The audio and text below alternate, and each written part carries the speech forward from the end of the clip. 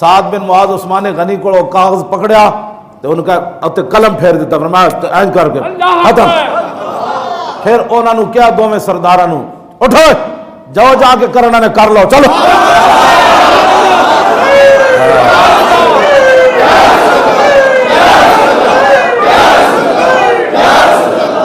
انہوں نے کہڑے حالات ہیں جی یہود و نصارہ دی جنٹی کرتے ہوئے ہیں. پاکستان کے حالات یہود و نصارہ دی جنٹی تو خود کی تھی اتنے تے حقیقت ہے حالات خراب سن.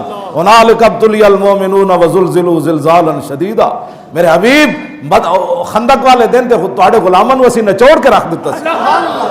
ٹھنڈی ہوا چل رہی سی پیٹوں تے پتھر بدے ہوئے سن. حالات تو اس وقت تھے اگر ناموس رسالت پر اگر مگر کوئی بات ہونی تھی تو وہ موقع تھا. صحابہ کہتے حضور جان چھڑاؤ حالات بڑے خراب ہیں. منافق تے کہہ اٹھے سانو اجازت دو یا رسول اللہ ساڑھے گھر پیچھے بڑے لوگ ہیں ایتھے اسی بیٹھے ہاں ایتھے روٹی کھان دا نہیں کچھ گھر بڑے لوگ ہیں سانو اجازت دو. اللہ نے فرمایا وما ہی بعورا میرے حبیب انہاں دے گھر لوگے شوگے کوئی نہیں. ان یریدون الا فرارا یہ تے تانوں چھوڑ کے نسنا چاہتے. کسی صحابی نے نہیں کہا حضور ساڑھا گھر لگا ہے. حضور جب موجود ہیں گلاں کرنیاں بڑیاں آسان ہوندیاں آگ دے شعلے بھڑک رہے ہون تے انہاں وچ پھر حضور دی عزت دی گل کر دینا. پاکستان کے حالات بڑے خراب ہیں تسی کیتے اساں تے نہیں کیتے. جس ویلے حالات میں پورا رکوع کیوں جی پورا رکوع پڑھا لگ پتہ جائے حالات کتنے ڈاڈے سن. رب نے بھی بیان کیتا میرے حبیب وبلغت القلوب الحناجر وتظنون بالله الظنون. میرے حبیب اس موقع تے تواڈے غلاماں تو علاوہ کوئی ہوندا نا تے اتنا بڑا خوف سی کہ منہ والو دل باہر آ جانے سن. لیکن تواڈے غلام سن انہاں پھر کی کیتا ولما را المؤمنون الاحزاب قالوا هذا ما وعدنا الله ورسوله وصدق الله ورسوله وما زادهم الا ایمانا وتسلیما. انہاں نسے جی گھر لگے صحابہ جب 50,000 دا لشکر ویکھیا ٹھنڈی ہوا چلتی ویکھی پیٹ تے پتھر بندے انہاں کہا آج تے مزہ آ رہا ہے لڑن دا.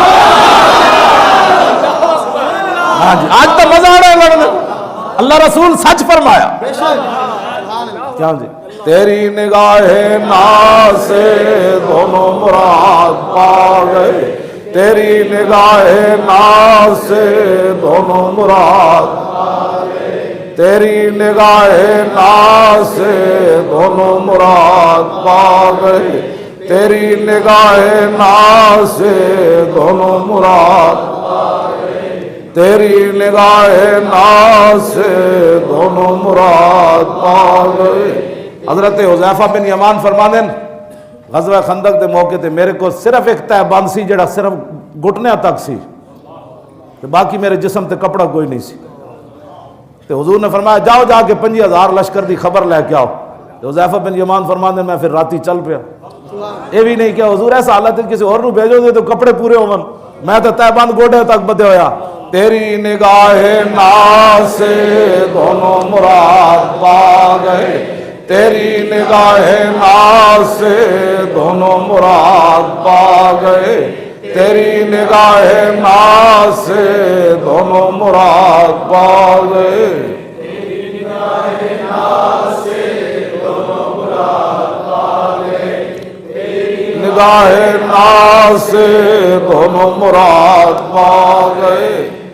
توجہ میں ہمیشہ کرنا اسلام دی پاور کی سی. ایم عالم نے اسلام دی پاور ویکھی. آج بھی اسلام دی وہی پاور ہے. ایم عالم کہندا سی جدوں میں جہاز لے کے اتنے جا رہا میں ویکھے سی فرشتے آ رہے سن میری مدد واسطے. حضرت حذیفہ بن یمان فرماندے جدوں میں واپس ہویا نا لمبا واقعہ پھر میں فرماندے جدوں میں واپس ہویا نا انہاں دی خبر ویکھ کے تے حضور نے فرمایا اوتھے کوئی نواں چند نہ چڑھاویں. تے فرماندے میں ویکھیا تے ابو سفیان بیٹھے ہوئے تے میں تیر بار کڈیا کمان تے چڑھایا پھر میں حضور دا فرمان یاد آ گیا. حضور نو پتہ سی انہیں تیر مارنا ہے تے کہندے میں جدوں مارن لگا پھر حضور دا فرمان یاد آیا. اوتھے نویں گل کوئی نہ کری واپس آ جاویں بس ویکھ کے واپس آ جا. کہندے میں واپس آیا تے مینوں 20 شاہ سوار ملے جنہاں پگڑیاں بدیاں ہوئیاں سن. تے مینوں کہن لگے روکو جنیا انہوں نے کہا دسو جی. انہوں نے کہا جا کے حضور دی بارگاہ وچ عرض کری اسی سب کچھ انہاں دا الٹا دیتا ہن کسے نہیں آنا. تے میں جا کے عرض کی تھی حضور 20 شاہ سوار کور سن. فرمایا اللہ دے فرشتے سن اور کون سن. آنا فرشتے ہی ہوندہ لیکن نعرہ یا رسول اللہ دا لگے گا تو فرشتے آنے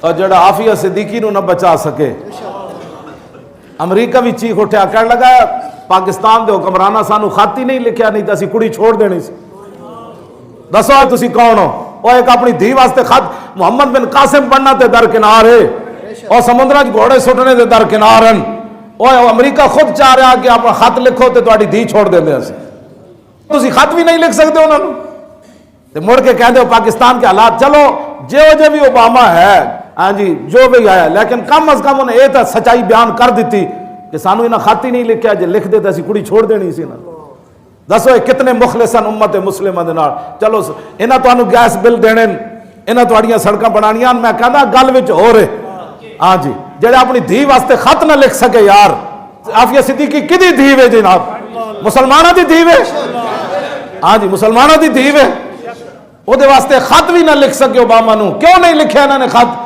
اس واسطے کہ غلام اپنے آقا نو خط نہیں نہ لکھ سکتے یہ تو غلام ہے خط لکھ سکتا ہے شہاب الدین محمد غوری لکھے خط لکھے قطب الدین ایبک لکھے سلطان اورنگزیب عالمگیر لکھے کیوں جناب سلطان التمش لکھے علاء الدین خلجی لکھے محمود غزنوی لکھے صلاح الدین ایوبی لکھے طارق بن زیاد